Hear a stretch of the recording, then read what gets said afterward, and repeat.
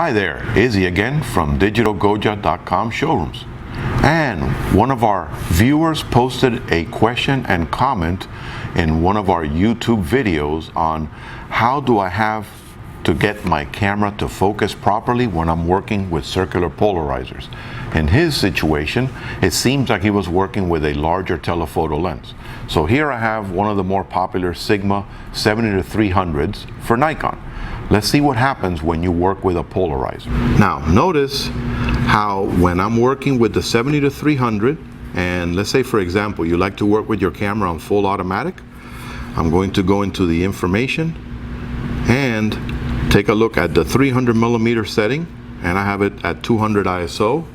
Notice that it's already giving you an exposure anywhere between 1/40th and 1/60th of a second.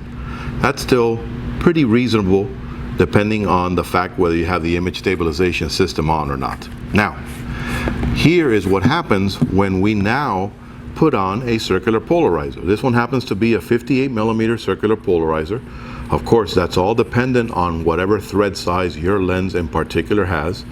Remember, that's in front of your lens in the nomenclature or right behind your lens cap. So now notice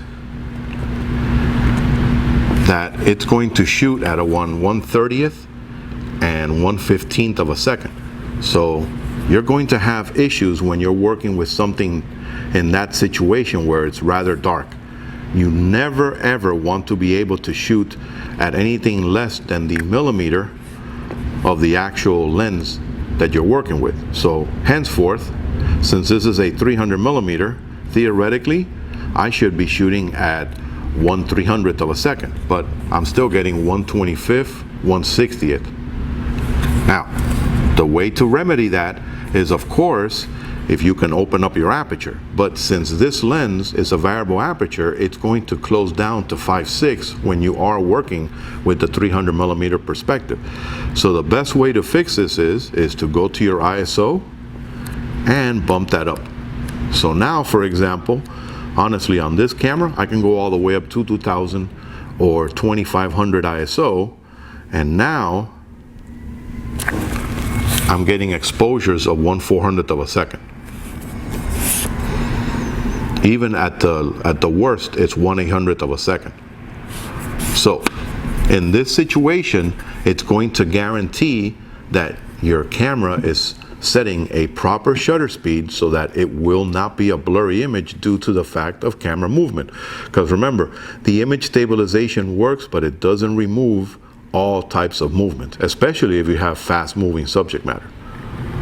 Hopefully this answered the question for our YouTube viewer. And again, if you have any questions that you need answered, please leave them in the comment below our videos. And if the video helps you out, remember to hit the like button and subscribe to our channel for future sessions when it comes to trying to get all your DSLR and photography questions answered.